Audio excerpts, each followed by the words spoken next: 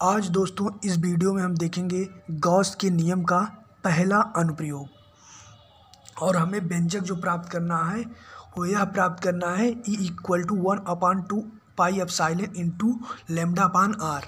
हम आपको बता दें इसके पहले के वीडियो में हमने गॉस का नियम देखा था, उनके लिए व्यंजक प्राप्त की थी। अब बारी है कि हम गॉस के पांचों अनुप्रयोग के बारे में जानकारी लें। ये उसी क्रम में पहला अनुप्रयोग है और आपको बता दूं जितने भी अनुप्रयोग हैं बहुत ही ज़्यादा सरल हैं। केवल ज़रूरत इस चीज़ की है कि आप एक बार मतलब ध्यान से समझ लें, रफ में उतारें, इसके बाद आप अपने नोट्स में। तो देखिए इसे आज हम देखेंगे। तो आइए अब वीडियो को हम अपने शुरू करते हैं। देखिए आपका यह नोट्स रहा, जो आपका पहला अनुप्रयोग है, पूरा नोट्स। अब देखिए लास्ट में हम व्यंजक प्राप्त कर लिए हैं, लेकिन ये आपका नोट्स है, ये वीडियो को आपको लास्ट में मिल जाएगा। पहले क्या करते हैं, पहले हम एक रफ इस पेज पे हम पूरा अच्छे से समझेंगे, एक एक चीज़ को हम समझेंगे गॉस के नियम के पहले अनुप्रयोग में। तो वीडियो लास्ट तक देखिएगा, क्योंकि वीडियो के लास्ट में मैं आपको नोट दे दूंगा, जिसके लिए आपको बहुत ज़्यादा परेशान होने की ज़रूरत नहीं। तो सबसे पहले हम समझ लेते हैं, क्योंकि जब हम समझ लेंगे तो हम खुद से भी लिख सकते हैं। एक एक चीज़ को ध्यान से समझेंगे। आइए वीडियो को शुरू करते हैं। अपने टॉपिक है अनंत विस्तार के रेखीय आवेश के कारण वैद्युत क्षेत्र की तीव्रता। इसमें देखिए सबसे पहले हम एक तार ले लेते हैं। तो देखिए हम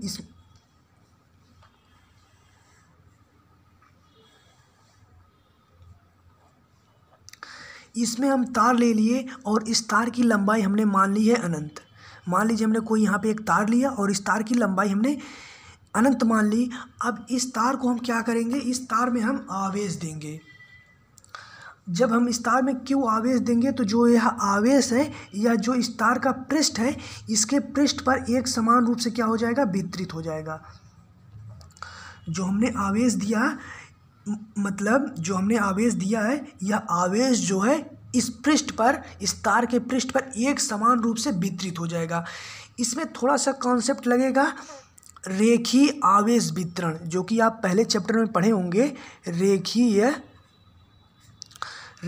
आवेश वितरण, रेखीय आवेश वितरण, इसी का कॉन्सेप्ट यहाँ पे लगा है कि जब हम कोई रेखा में आवेश वितरण करेंगे तो एक समान रूप से वितरित होता है, तो उसी को क्या कहते हैं, रेखीय आवेश वितरण, लीनियर चार्ज डिस्ट्रीब्यूशन। तो उसका थोड़ा सा यहाँ यूज है। तो यही था हमारा। अब इस पर एक समान रूप से जब आवेश वितरित हो गया तो हम इससे r दूरी पर, इस पृष्ठ से r दूरी पर एक बिंदु P लेते हैं। r दूरी पर क्या लेंगे, एक एक चीज़ को समझिएगा ध्यान से, एक ही वीडियो में समझ में आएगा। ये मत सोचिए नहीं बहुत बड़ा डेरिवेशन समझ में नहीं आएगा, तो ऐसी कोई बात नहीं है। तो r दूरी पर हमें क्या ले लिए, एक बिंदु P ले लिए। r दूरी पर एक बिंदु हम P ले लिए, जहाँ पे हमें विद्युत क्षेत्र की तीव्रता ज्ञात करनी है। यानी कि r दूरी पर एक बिंदु P लिए और इसी बिंदु P पर हमें विद्युत क्षेत्र की तीव्रता ज्ञात करनी है। इसके लिए देखिए हम एक गॉसियन पृष्ठ, मतलब बेलनाकार पृष्ठ की कल्पना करते हैं। मान लीजिए कोई यहाँ पे एक पृष्ठ है, हम यहाँ से एक, यहीं से मतलब जान लीजिए एक पृष्ठ की हम कल्पना करेंगे। अब देखिए जो पृष्ठ होगा, यहाँ से देखिए यहाँ, और फिर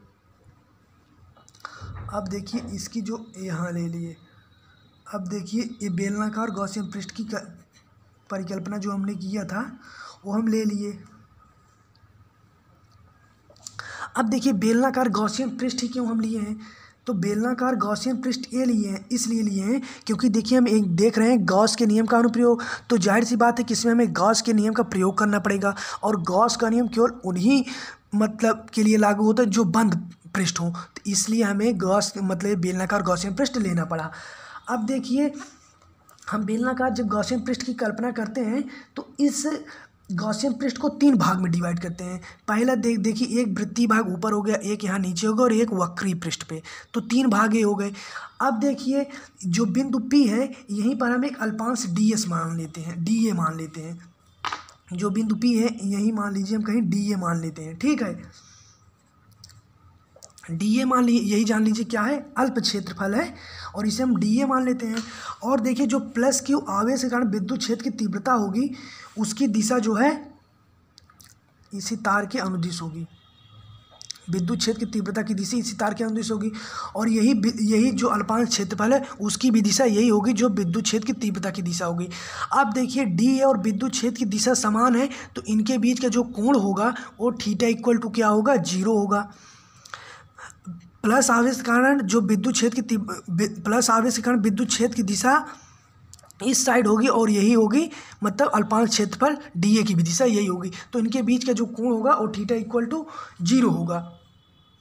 और जो हम बेलनाकार पृष्ठ माने हैं ये R त्रिज्या का बेलनाकार पृष्ठ है।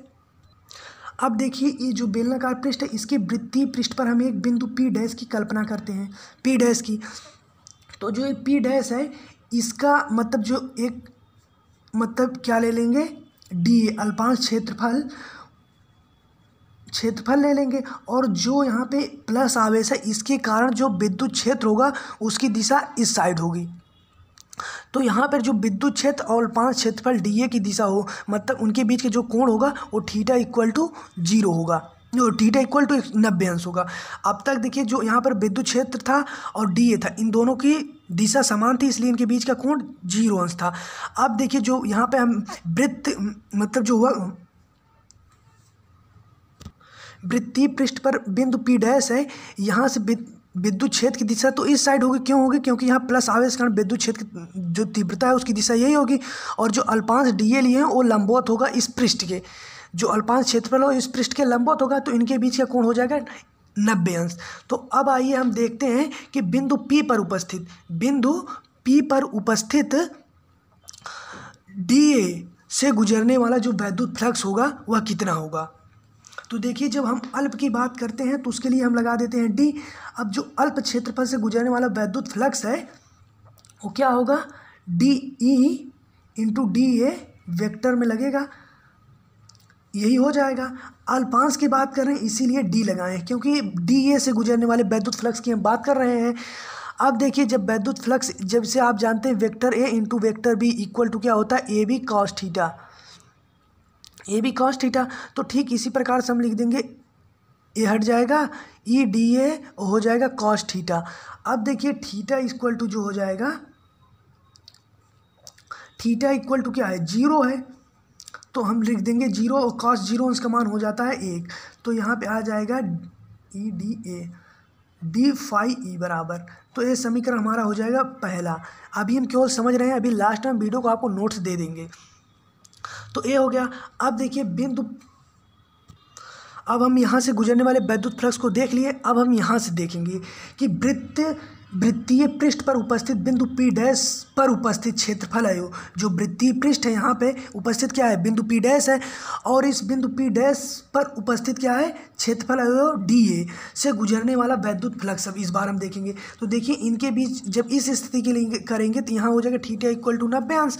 जब थीटा इक्वल टू 90 अंश हो जाएगा तो हम क्या करेंगे कि D phi E equal to EDA vector का निशान रहेगा और जब ये हट जाएगा तो हम बताएं EDA cos 90 अंश, थीटा इक्वल टू 90 अंश हो जाएगा और 90 अंश का मान होता है 0, तो यहाँ पूरा हो जाएगा 0, यानी कि D फाई E बराबर जो हो जाएगा वृत्तीय पृष्ठ के बिंदु P डैश पर उपस्थित जो मतलब हो जाएगा वैद्युत फ्लक्स, वहाँ से एक भी विद्युत फ्लक्स नहीं गुजरेगा, वृत्त के पृष्ठ से एक भी विद्युत फ्लक्स नहीं गुजरेगा क्योंकि यहाँ theta D phi equal to आया है 0।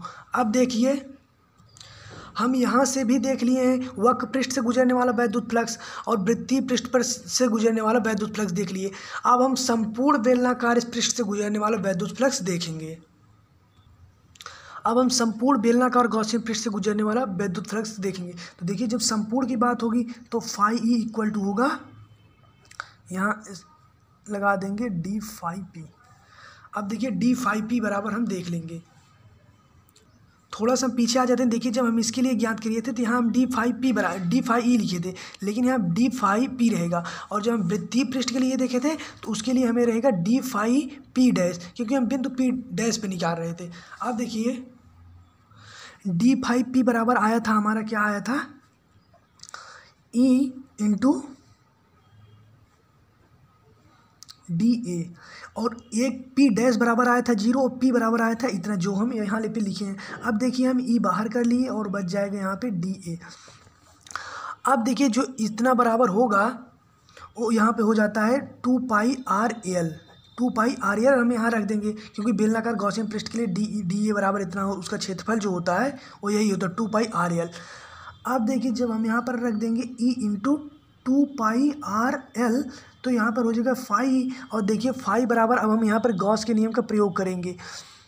जब गॉस के नियम का प्रयोग करेंगे तो यहाँ हो जाएगा क्या, क्यू अपान एप्सिलॉन नॉट, और यहाँ हो जाएगा E into 2 pi R L. तो देखिए ई बराबर हमें ज्ञात करना है, तो ई बराबर क्या हो जाएगा, Q upon epsilon not into 1 upon 4 pi 2 pi R L. 2 pi R L हो गया। अब देखिए 2 पाई आर एल जब हो जाएगा तो यहाँ हम क्या लिख देंगे, यहाँ पे हम लिखेंगे 1 upon 2 pi R L into Q अपान एप्सिलॉन। तो देखिए जो एप्सिलॉन है हम उसे इस साइड ले लेंगे। अब जब हम इसे 1 upon 2 pi L 2 pi R L 2 pi R epsilon और क्यू के साथ यल कर लेंगे, और आप जानते हैं कि लैम्डा बराबर होता है क्यू अपान एल, तो इतना जगह पे हम क्या कर देंगे, लैम्डा रख देंगे, तो हो जाएगा 2 pi R epsilon into lambda, इतना रख दिए। अब देखिए यहाँ पे क्या हो जाएगा, 1 upon 2 pi epsilon into lambda upon R, lambda upon R E equal to, और यही हो जाएगा हमारा सिद्ध। यहाँ पे यही देखिए हमें व्यंजक प्राप्त करना था। अब देखिए, अब एक बार हम अपने नोट्स को देख लेते हैं और एक बार आखिरी से अब लास्ट में समझ लेते हैं। देखिए अनंत विस्तार रेखीय आवेश के कारण वैद्युत क्षेत्र की तीव्रता हमें ज्ञात करनी है। सबसे पहले हम क्या करेंगे, सबसे पहले हम एक मतलब वायर लेंगे, एक तार लेंगे जिसकी लंबाई क्या होगी, अनंत। अब इस तार से आर दूरी पर हमें क्या करनी है, वैद्युत क्षेत्र की तीव्रता ज्ञात करनी है, और जो आर दूरी पर वहाँ एक बिंदु पी उपस्थित है। बिंदु पी के परितः हमें क्या लेंगे, अल्पांश क्षेत्रफल लेंगे जो डी ए होगा। और देखिए जो प्लस आवेश है, यहाँ पे प्लस आवेश कारण जो वैद्युत मतलब क्षेत्र उत्पन्न होगा उसकी दिशा यही होगी। प्लस आवेश कारण वैद्युत क्षेत्र की दिशा जो होगी उसकी दिशा इस साइड होगी, जहाँ इस साइड, ठीक है। और जो डी है अल्पांश क्षेत्रफल, उसकी भी दिशा यही होगी जो विद्युत क्षेत्र की दिशा होगी। तो इनके बीच के जो कोण होगा वो क्या होगा, थीटा इक्वल टू 0 हो जाएगा। अब देखिए ये जो गॉसियन पृष्ठ है, हम 8 त्रिज्या बेलनाकार गॉसियन पृष्ठ की कल्पना करते हैं, और ये देखिए इस गॉसियन पृष्ठ को 3 भाग में डिवाइड करते हैं, एक वक्र पृष्ठ पर और 2 वृत्तीय पृष्ठ पर, एक वक्र पृष्ठ पर 2 वृत्तीय पृष्ठ पर। यहाँ पर बिंदु P के लिए हम देख लिए। अब जो इसका बेलनाकार पृष्ठ है, इसके वृत्तीय पृष्ठ पर हम एक बिंदु क्या लेते हैं, P डैश लेते हैं। P डैश जो है, तो P डैश बराबर क्या हो जाएगा, तो P डैश देखिए यहाँ पर प्लस आवेश कारण विद्युत क्षेत्र की दिशा यही होगी, लेकिन जो यहाँ अल्पांश क्षेत्रफल होगा वह लंबवत होगा, उसकी दिशा ऊपर की ओर होगी, और डी ए और विद्युत क्षेत्र की जो दिशा है उसकी जो मतलब तो दोनों की दिशा क्या है, विपरीत है, और इनके बीच के जो कोण है वो थीटा इक्वल टू क्या है, 90 अंश है। तो अब सबसे पहले हम ये जो इस मतलब तार बेलनाकार मतलब पृष्ठ है, इसकी लंबाई क्या है, यल है। अब देखिए यहाँ पे जो बिंदु P है, तो हम देखेंगे बिंदु P पर उपस्थित क्या क्षेत्रफल है, वो डी ए, जो अल्पांश क्षेत्रफल है डी ए से गुजरने वाला वैद्युत फ्लक्स। जब हम इस देखेंगे तो देखिए जब अल्पांश क्षेत्रफल P बिंदु P से उपस्थित क्षेत्रफल क्या हो जाएगा, एक मिनट, यहाँ पर देखिए बिंदु P पर स्थित क्षेत्रफल अवयव डी ए से गुजरने वाला वैद्युत फ्लक्स। तो देखिए जब हम बिंदु P पर याद कर रहे थे d5P बराबर हो जाएगा, तो d5P बराबर हो क्या हो जाएगा, E vector E into vector D A. तो इतना बराबर हम बताए थे अभी फार्मूला, तो यहाँ cos थीटा आ जाएगा जब वेक्टर का साइन हटेगा। तो इनके बीच का कोण 0 अंश है, तो 0 बराबर होता है cos 0 अंश बराबर 1 होता है, तो 1 का जब गुणा कर देंगे तो वही हमें प्राप्त हो जाएगा, जो कि हम यहाँ लिखे हैं। अब देखिए हम क्या करेंगे कि वृत्तीय पृष्ठ पर उपस्थित बिंदु P डैश, जो वृत्त का हमारे यहाँ पृष्ठ है, देख लीजिए एक मिनट, यहाँ वृत्तीय पृष्ठ जो यहाँ पे है बिंदु P डैश है। अब इस पे जो क्षेत्रफल है वो डी ए है। अब इससे हम देखेंगे, वही कह रहा है कि वृत्तीय पृष्ठ पर उपस्थित बिंदु P डैश पर उपस्थित क्षेत्रफल अयो डी ए से गुजरने वाला वैद्युत फ्लक्स। तो d5P डैश कर देंगे, यहाँ P नहीं रहे, ई नहीं रहेगा, यहाँ पे P डैश हो जाएगा भाई। पी डैश हो जाएगा। अब पी डैश बराबर क्या हो, ई डी ए। अब जब यहाँ भी पी डैश, अब जब यहाँ इनके देखिए थीटा बराबर क्या हो जाएगा 90 अंश, तो 90 अंश बराबर कॉस 90 अंश बराबर क्या हो 0। जब इसका मान 0 तो पूरे का मान क्या हो जाएगा 0। अब देखिए हम क्या कर लिए, वृत्त के पृष्ठ पे देख लिए और वक्र पृष्ठ पे, दोनों से गुजरने वाला वैद्युत फ्लक्स देख लिए। अब जो ये बेलनाकार पृष्ठ है, ये जो बेलनाकार पृष्ठ है, अब इसके हम संपूर्ण पृष्ठ से गुजरने वाला वैद्युत फ्लक्स देखेंगे। देखिए जब संपूर्ण के लिए बात करेंगे तो फाई ई बराबर हो जाएगा इंटीग्रेशन का सिंबल यहाँ डी फाई पी बराबर, क्योंकि पी डैश बराबर 0 आया तो उसका लेने कोई मतलब नहीं। तो जब इसका मान हम रखेंगे ई डी ए, तो ई बाहर आ जाएगा, डी ए बचेगा, और जो बेलनाकार गॉसियन पृष्ठ का क्षेत्रफल होता है डी ए बराबर होता है 2 पाई आर एल। अब देखिए इसका मान हम यहाँ रख दिए 2 पाई आर एल, और देखिए यहाँ हम गॉस के नियम का प्रयोग करेंगे और फाई ई बराबर क्या होता है क्यू अपान एप्सिलॉन नॉट। तो इसका मान हम यहाँ रख दिए क्यू अपान एप्सिलॉन नॉट। अब देखिए ई बराबर ज्ञात करना है तो हम इसे पूरा इस साइड कर दिए, तो क्यू अपान epsilon into 1 upon 2 pi R L. अब देखिए जब इतना बड़ा 2 पाई आर एल हो गया तो यहाँ हो जाएगा क्या, यहाँ पे हो जाएगा देखिए 2 पाई आर, हम देखिए पूरा यहाँ पे एप्सिलॉन को इस साइड कर लिए और आर जो है यल जो है यहाँ से, यहाँ देखिए एप्सिलॉन जो है यल की जगह पे रख दिए और यल को एप्सिलॉन की जगह पे ला दिए, तो क्यू अपान यल हो जाएगा और एप्सिलॉन इधर चलाएगा, तो एप्सिलॉन इधर चलाएगा 2 पाई आर एप्सिलॉन, और यहाँ पर क्या हो गया इनटू क्यू अपान एल। तो क्यू अपान एल बराबर क्या होता है लैम्डा, क्योंकि भी हम बताए थे जो एक वृत्त के मतलब तार रहता है वो जब एक उस पर एक समान रूप से आवेश वितरित होता है उसे क्या कहते हैं रेखीय आवेश घनत्व, रेखीय आवेश वितरण। तो वहीं इसकी जगह आप क्या लिखा जाएगा लैम्डा। तो लैम्डा जब लिख देंगे तो लैम्डा हो जाएगा यहाँ, तो जो आर है आर हम इसके नीचे लगा देंगे लैम्डा के, तो ई इक्वल टू हो जाएगा 1 upon 2 pi epsilon into lambda upon R. यदि वीडियो अच्छा लगा हो तो आप सब्सक्राइब करें चैनल को। मार दीजिए, एक बार मार दीजिए, क्यों कष्ट हो रहा है आपको? अगर अच्छी लगी मार दीजिए।